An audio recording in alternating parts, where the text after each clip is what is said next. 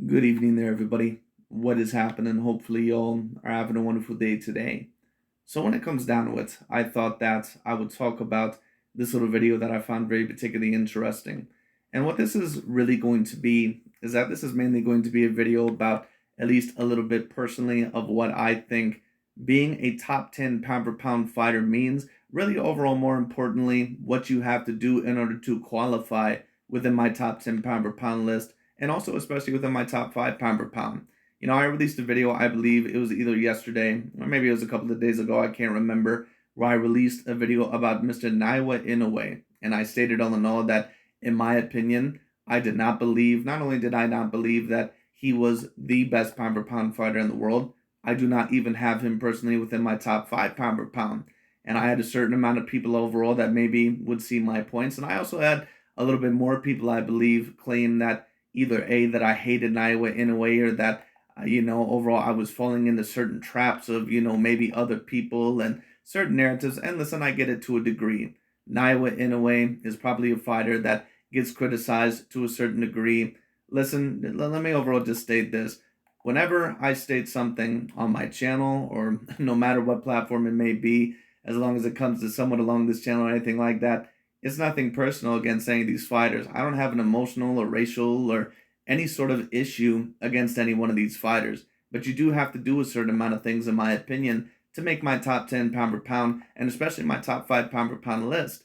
And what this video is mainly going to be me doing is explaining my boxing standards and explaining why my top 5 and why my top 10 pound per pound list is the way that it is. And in my opinion, the top 10 pound per pound right now, especially the bottom 5 top 10 pound per pound right now, it is very fluid, and in my opinion, it is very flexible. And this is going to be me explaining what, in my opinion, it takes, what you need to be clearly a top 10 pound per pound fighter, and also, in my opinion, what you need to be top 5.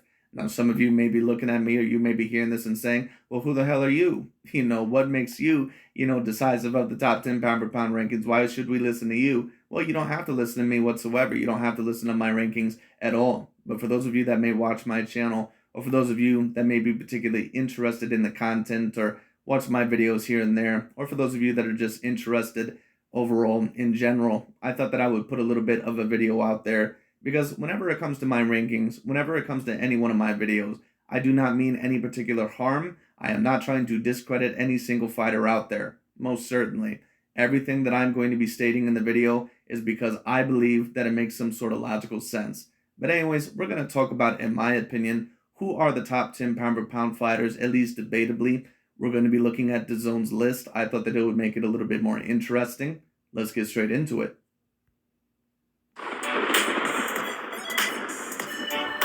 All right, it's time for one of your favorite segments, Power Rankings. Pound for pound rankings, that is. Now, listen, I have to be honest. Everybody here at the DBS and the DAZN family didn't come up with this list. It wasn't a collaborative effort. Who cares? Yeah, Akam Rock snuck, and we created our own list, and you're about to get Akam Rock's pound for pound list right now. But we're not going to start from 10 to 1 because we want to let you know at the end of this segment who made the list. So let's start at number 1, which everybody knows, Canelo Alvarez at number 1.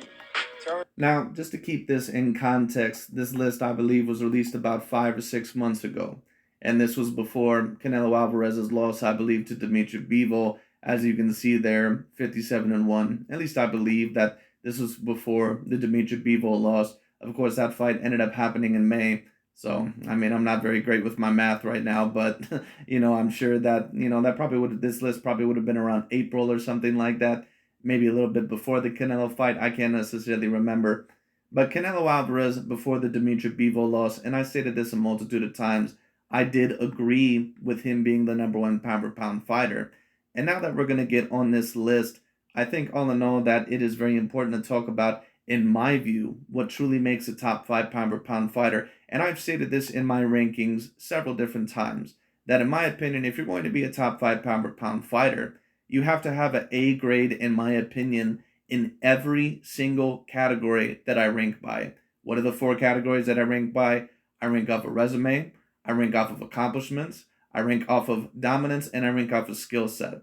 So if we talk about Canelo Alvarez, he really is the only fighter, in my opinion, of the past few years of the Canelo, Terrence Bud Crawford, Vasily Lomachenko, Errol Spence, Tyson Fury era, Alexander Usyk, whoever the hell else you want to bring up, Jermell Charlo, whoever else. He's the only one of that era, in my opinion, that even after a loss, you can claim has an A grade in every single one of those categories. Now, when we take a look at Mr. Terrence Bud Crawford, they have him at number 2. I don't really have a problem with that. And if you also have Terrence Bud Crawford at your number 1 pound per pound spot, I don't really have a problem with that either. But like I've said this repeatedly before, Terrence Bud Crawford, in my opinion, has never definitively been the true number 1 pound per pound fighter.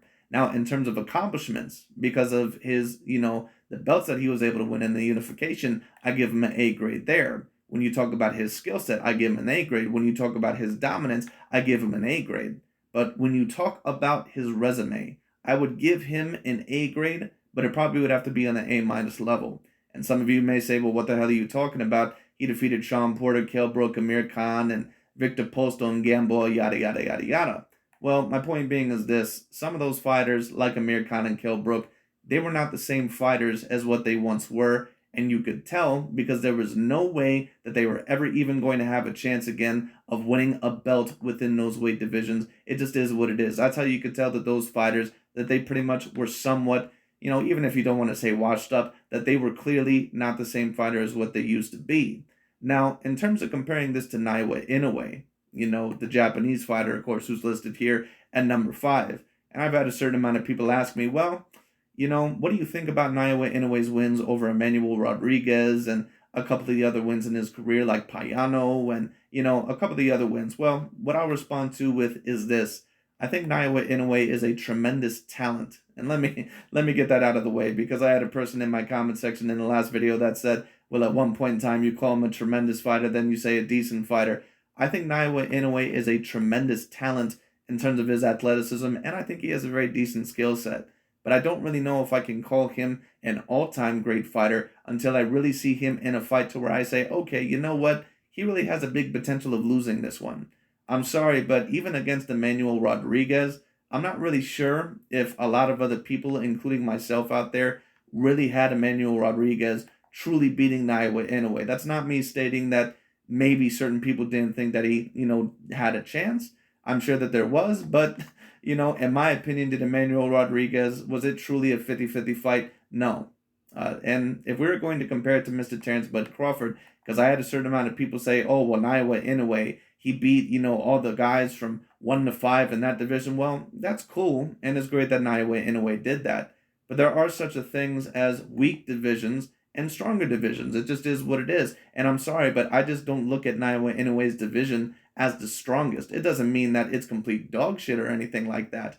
But do I see it as strong as the welterweight division? Do I see it as strong as what the heavyweight division is? Or do I see it as strong as what Canelo had to go through, throughout a couple of the divisions that he went through throughout the past couple of years? No, I don't. It just is what it is. I'm sorry about that. Because if we were to talk about Mr. Terrence Bud Crawford, and I've had this criticism about Terrence Bud Crawford for several years, if we were to take a look at the welterweight division, Jeff Horn, Jose Benavidez, Aegis Kavalaskas, and maybe even Kell Brook at the time, all those guys at one point in time were ranked top 10 within that welterweight division. But I would not claim that those guys are A-grade fighters when he fought them, because there is a clear difference between a Keith Thurman overall and a Jeff Horn. There's a clear difference between Sean Showtime Porter and an Aegis Kavalaskas. There's a clear difference between an Errol Spence Jr. and a Jose Benavidez Jr. So we can claim all we want to that he ended up beating this guy and this guy and this guy. Right, but were those guys real deal A-grade fighters? And of course certain people may bring up Nonito Donaire. I think Nonito Donaire at least was a decent fighter when Naoya Inoue fought him, especially for the rematch. So I give Inoue a certain amount of credit.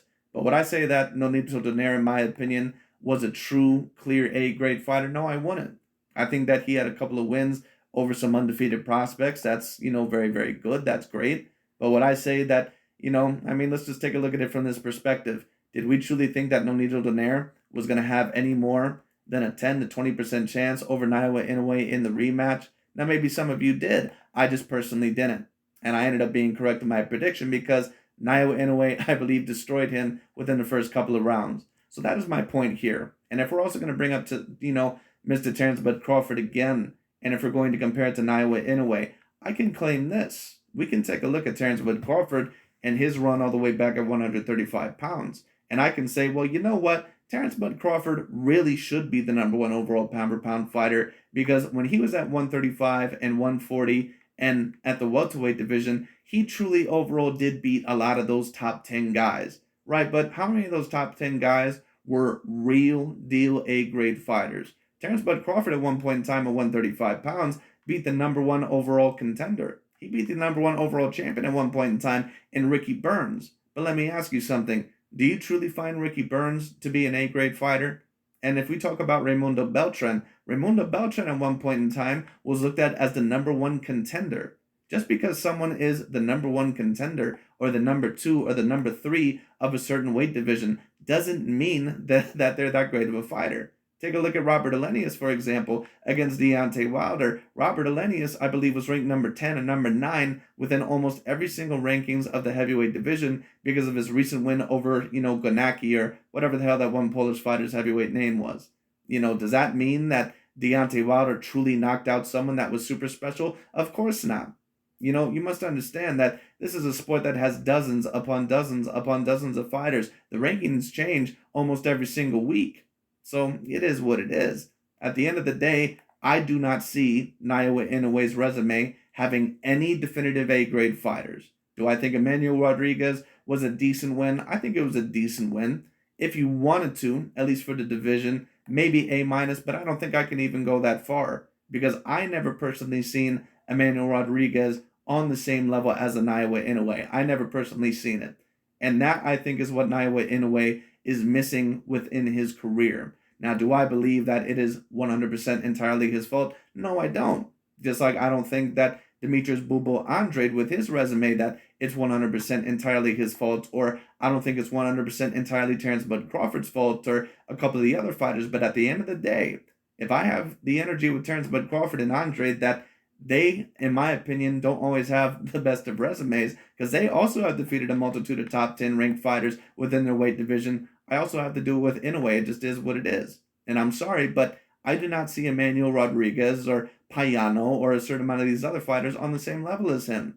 I never did. The only fighters that are really near to the same level as him, like a Roman Chocolatito Gonzalez or a Juan Francisco Estrada or, someone overall like a Stephen Fulton or something like that, once upon a time at Guillermo Rigondeaux, he hasn't fought any of those guys yet. Now, once again, I'm not really blaming it on Naoya Inoue, but at the end of the day, your resume is your resume.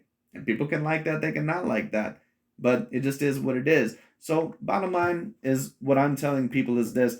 For you to make my top 10 pound for pound list, you have to have an A grade in almost every single category. And most fighters, in my opinion, don't usually have an A grade in every single category. Now, Naoya Inoue, if I were to just take a look at, his little statistics by the 4 categories that I rank by, accomplishments, I certainly would give him an A grade because he's a 3-weight division champion, I believe. I believe it's even possible that, well, no, I don't think actually that he went completely undisputed in a division. But what he did do is that, he won the Super 6 Series, I believe, tournament, which is a pretty big deal. So I'll give him that. And his skill set, in my opinion, for those weight divisions is A grade. His dominance is very clearly A grade. You can debate that he's been the most dominant fighter, right up there with Better Beeve and a couple of other fighters, just in terms of the, how dominant they look, barring the competition when it comes down to, he's looked like the most dominant fighter on earth. But the problem comes in is with his resume, because can I really compare all the fighters that Naoya Inoue has fought, like a Nonito Donaire, who had already lost several times in his career when it came down to it, and someone overall like that of an Emmanuel Rodriguez? Can I really compare that to the wins of a Canelo Alvarez with the Ersan Lara and Austin Trout wins and Gennady Golovkin wins and overall, the Caleb Plant wins and stuff like that? I just don't know if I can do that. Miguel Cotto. And if we were going to compare him to Errol Spence Jr., can I really compare that to a Danny Garcia or a Sean Porter or a Mikey Garcia win? Mikey Garcia, who, by the way, was once upon a time undefeated before Errol Spence fought him. Sure, he was a bit smaller, but at the time, on many lists, he was ranked top 10 pound for pound. Now, I don't always agree with what the top 10 pound for pound list rankings are, depending on, where they're from and on the list. But if you have a fighter that is usually universally seen on every top 10 pound for pound list, then more than likely that is a fighter that carries a great amount of value in terms of getting a win over that fighter. And I think that for the people who are intelligent enough or at least know enough about boxing, you know pretty much who is a top 10 pound for pound fighter and who is not.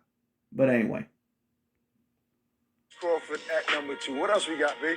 Yeah, Terrence Crawford at number 2, not Usyk or not anybody else. Terrence Crawford just stopped the. And once again, for you to be within my top 5 pound per pound, you debatably have to have a win over a top 10 pound per pound fighter, or have to have a couple of wins over a debatable top 15 or top 20 pound per pound fighters. Okay? Naoya Inoue, in my opinion, does not have any of that. Now, one could make the point that the lower weight classes, that they're not as appreciated as some of the others, and that's not the worst point in the world. But I just don't see Emmanuel Rodriguez and some of the other wins that he has in his career. I'm sorry, but I just don't really see those guys on the same level as him. I think that maybe if he would beat a Stephen Fulton or a Chocolatito or a Estrada, then I think all in all, okay, you know what? That's a real A-grade win. Once again, not blaming it all on Nonito Donaire, but is Emmanuel Rodriguez really on the same level as some of those other guys? No. Guy in Sean Porter who's never been stopped before. He's showing that he's probably one of the hardest punchers in that division. So my top 5 pound for pound list, at least within the first 5, it would actually look very, very similar to that. I would have had Canelo at number 1 about 5 months ago. Then at number 2, you could have exchanged it between these 4 fighters: Terrence Crawford, Errol Spence, Tyson Fury, and Alexander Usyk. All those fighters, in my opinion, are on the same level. And some people may ask me, why specifically do you have those fighters within your top 5 pound per pound?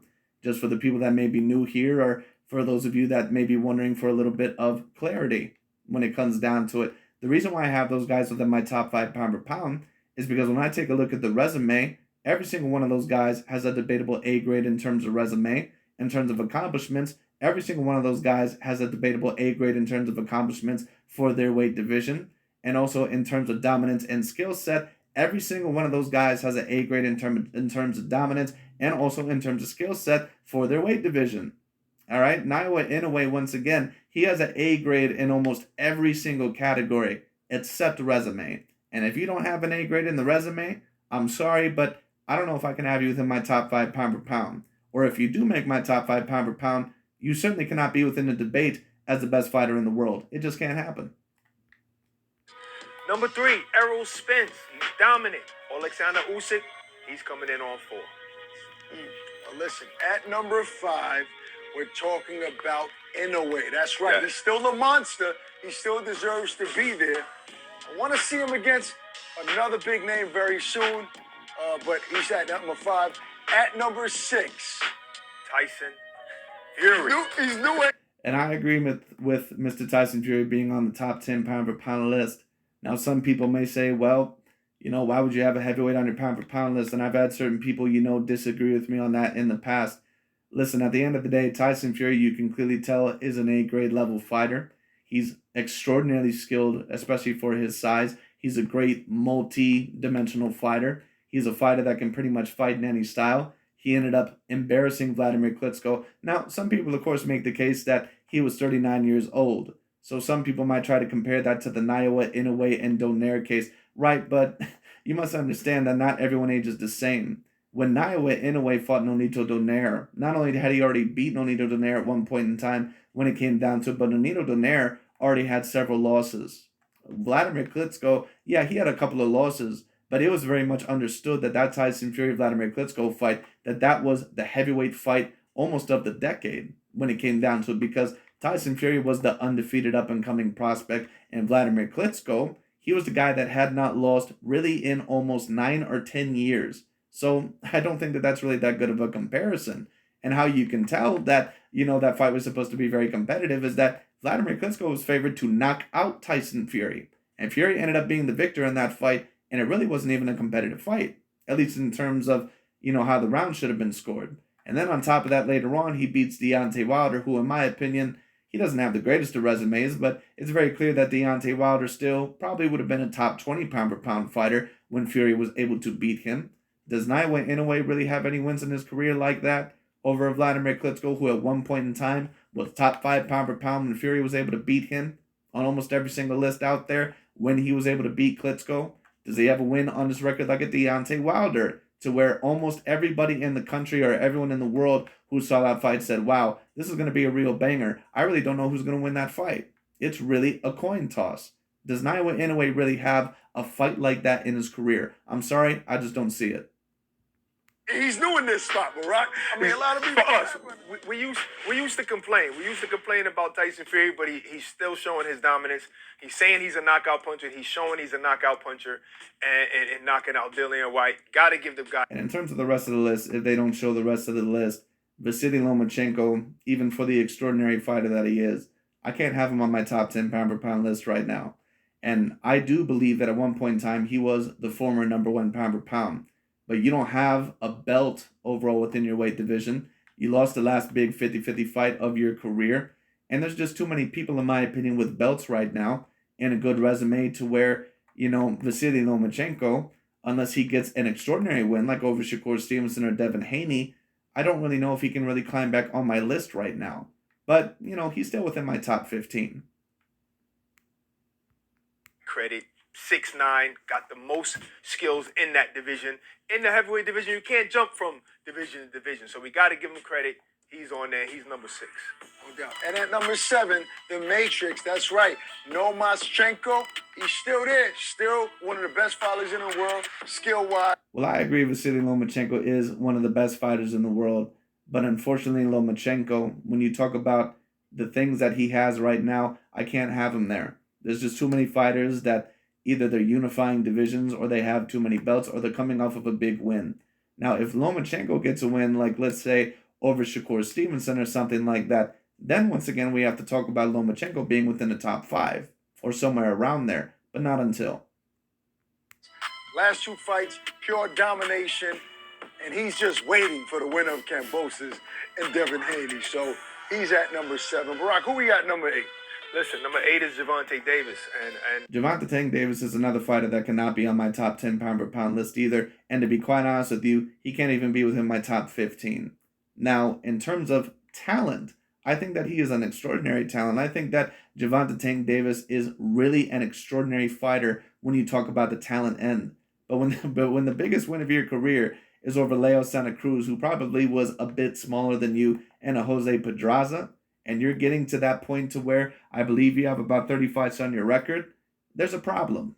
It is what it is. Because even if I were to talk about my top 10 pound-for-pound or my top 15, once again, my top 5 I've already explained, Canelo, Usyk, Fury, Crawford, and Spence in no particular order. Whichever way you rank those guys is your business when it comes down to it. And then the bottom 5, I'd probably have to have Devin Haney, Shakur Stevenson, Dimitri Bivol, maybe an Artur Beterbiev, a Josh Taylor, maybe a Jermell Charlo could be there. That's like 5 or 6 people that I just listed off. So that's about 11 people. I would also have Lomachenko within my top 15 pound-for-pound as well.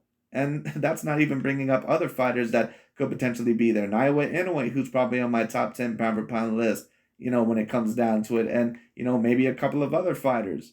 So, the problem is with Gervonta Tank Davis, even though I think that he is a phenomenal talent, I can't have him anywhere near my top 10 pound-for-pound list. Maybe that might upset some. I never really care about that. But just think about this. When Floyd had a hurt shoulder, people say he lost against Jose Luis Castillo. So when Gervonta Davis hurt his hand in the 10th round, he might have lost 10-11, came back strong, showed that he can outbox a man with one hand. And that was against Isaac Cruz. And before that, he was stopping every. This dude, Isaac Pitbull Cruz, is getting a lot of hype within that 135-pound weight division. I don't really know why. I mean, I'm guessing the reason why is because he gave Gervonta Tank Davis such a tough time. All I see from Isaac Pitbull Cruz is constant pressure. And I think once he fights a fighter that is able to counter that, I don't think he's going to do so well. I don't think that he beats Devin Haney. I don't think he beats Lomachenko. I don't think he beats Gervonta Tank Davis. I don't think he beats Shakur Stevenson. I'm not really even 100% sure if he'd beat Kambosos. That'd be a great fight. And I believe when he's 100%, he's going to go back to his old ways. He's number 8. At that size, I mean, not even at that size. Pound for pound, in my opinion, he's the most explosive fighter in all of boxing. I would definitely say that. Well, it depends what you mean by explosive. If you're talking about, his skill set, or if you're talking about, the way that he delivers knockouts, or in terms of entertainment, he's certainly up there. But once again, I can't have him on my top 10 pound for pound list. You have to start beating A grade fighters. He has speed, power, boxing, skill. And some may say to me, they may say, well, Javante Tank Davis, he's a three-weight division champion. What are you talking about? I don't really count him as a three-weight division champion. And I know a lot of people, they're going to say, wow, why the hell would you say that? Because the only way that you're a legitimate three-weight division champion, in my opinion, is if you actually win one of the main four belts. Javante Tank Davis has only won one of the four legitimate main belts in only one weight division. All the other weight divisions, they were either interim belts or all this other bullshit. So you have these same channels like Anaki TV and Dante's Boxing Nation that want to claim on the nod that apparently Teofimo Lopez or, Lomachenko, that they were not undisputed when they went after the franchise title, and I would agree with that. But the interim and regular championship titles, those are not real titles either. So if you're going to use that same energy with Lomachenko and Teofimo Lopez, hey, listen, I ain't got no problem with that. But you also have to keep the same energy. No one says overall that, oh, well, you're completely undisputed because you have one of the main titles and also an interim title. That doesn't make any sense. His ability, he's an incredible fighter. I mean, when it comes to eye test, he's probably way higher than that on the list. Now, at number 9, he's one of your favorite fighters. I mean, you always talk about how great he is. Give the people his name. Listen, I would have him a little bit higher, but then me and Ark has a fight. Juan Francisco Estrada, in my opinion, is very difficult to rate. I don't really have a problem if you have him on your top 10 pound per pound list. I would not personally. And the reason why that is because he does have a couple of very big wins in his career. But I personally thought that he lost that last fight against Roman Chocolatito Gonzalez. I thought that he was a bit lucky to get that decision. All the time, you know what I mean? So, and on top of that, I believe he has about 3 or 4 losses in his career already. It's Juan Estrada. Gotta have him on there. Why? He beat Rung Razai Quadros twice. He beat Roman Gonzalez. Fine, if you think Roman Gonzalez won, it doesn't matter. It's in the books. And they were all close fights. So it was a close fight between Gonzalez and Estrada. It's not like Gonzalez whipped on him and the judges gave him to Estrada. Well, that's your opinion. That's subjective. Now, yes, it's in the history books, and I agree with you. I think Estrada is a hell of a fighter. I thought Roman Chocolatito Gonzalez definitely did enough to get the decision. I'm not going to claim that it was a flat-out robbery, but in my opinion, it was definitely poor judgment. There's a difference between a robbery and poor judgment. Listen, and a lot of people would say, well, you yourself scored the fight 7 rounds to 5. How could you say that, for those of you that maybe go back that far on my channel, how could you say that the fight, overall was in poor judgment? Because I believe that a fight could still be 7 rounds to 5 and still be in poor judgment. Because in my opinion, Roman Chocolatito Gonzalez, he very clearly won at least 7 rounds in that fight. Like, I didn't even think it was that debatable. I thought he hit up on Juan Francisco Estrada in some of those rounds. It was very competitive, but I did not think that he won the fight. Why he's on our pound for pound list. Listen, we're picking only 10 guys in all of boxing. So if you're on that list, you're a great fighter. I still think that Chocolatito Gonzalez beat him 8 rounds to 4 in the last fight. But that's just... And this guy even had it 8 rounds to 4. My opinion. Let's move on. Who's the new guy making Akim Barak's pound for pound list? I mean, do I really have to tell you guys? I don't think so. Clear? Isn't it obvious? Yeah. Come on, Barak. Tell the people who's our number 10. I know it's obvious after that domination the other night, and it's Shakur Stevenson. Welcome to the list. Shakur Stevenson definitely would debatably be on my top 10 pound per pound list. He wouldn't be top 5, but he would have to be in my top 10. Severely dominant, very extraordinarily talented fighter, and was finally able to get that definitive A-grade win over Oscar Valdez. So very, very great performance by Shakur Stevenson. Brother, welcome to the pound for pound list where you belong. We saw you years ago, and you passed the eye test, but you got to prove it in the ring. Now you're the unified champ at 130 pounds, Ring Magazine belt, WBO, WEC. You're an incredible fighter, and you deserve to be recognized by being on the pound for pound list. 1,000%. And guess what? I'm predicting here now that before this year's up, he will be moving up that list. And eventually... Well, he fought Robson Conceição, or Robin Conceição, however you pronounce his name, the one Brazilian fighter that gave Oscar Valdez a very troubling time. But I don't think that you can really move up the pound for pound list because of that. What you also notice about this list is that they don't have Jermell Charlo on there. I don't have Jermell Charlo on mine either. But anyway. He will be the #1 pound for pound fighter in the world, in my opinion. I'm predicting it now. Somewhere. That's if other names want to fight him, though. We have no idea. No doubt. But Shakur, welcome to the pound for pound list. And that's Akim Barak / DAZN DBS Power Rankings. Let's go. Anyways, that is really about it for this video. When it comes down to it, I thought that was very particularly interesting. But the reason why I did that video is once again to explain at least my standards for people that may get offended by my rankings. And listen, it's not an overall to get up in arms about. I don't have a disliking towards any of these fighters. But my top 5 pound for pound, once again, very simple. For you to be within my top 5 pound for pound, you have to have an A grade in every single category that I rank by. Dominance, skill set, accomplishments, and resume. I do not think that Naoya Inoue has an A grade in resume. And when you have Canelo, Terrence Bud Crawford, Errol Spence Jr., Alexander Usyk, and Tyson Fury for their weight divisions and for their context, when it comes down to it, they're up there with anybody. So those are my top 5 pound for pound fighters. Now, when you talk about the bottom 5 pound for pound fighters, then you're talking about Naoya Inoue, you're talking about Josh Taylor, you're talking about Jermell Charlo, Shakur Stevenson, Devin Haney, Dimitri Bivol, Artur Beterbiev, Vasily Lomachenko probably right outside of that. Same with Gervonta Tank Davis and maybe a couple of others. Juan Francisco Estrada. That's who you're talking about. So sorry, but no, Naoya Inoue, objectively and logically speaking, is not a top 5 pound for pound fighter. It just is what it is. All right? That's just how it goes, at least by my rankings. But anyways, that's really about it for this video. I will probably come out with a top 10 pound for pound list near the end of the year, either towards December or maybe towards early January. I'll have to see. I came out with one last year as well. So we'll see all in all what ends up happening. But hopefully I explain things as thoroughly and clearly and as concisely overall and as logically as I could. But anyways, certainly not meaning to offend anyone out there. It just is what it is. That's just how I rank things. But anyways, that's about it for today. Thanks so much for watching, and I'll talk to you all later.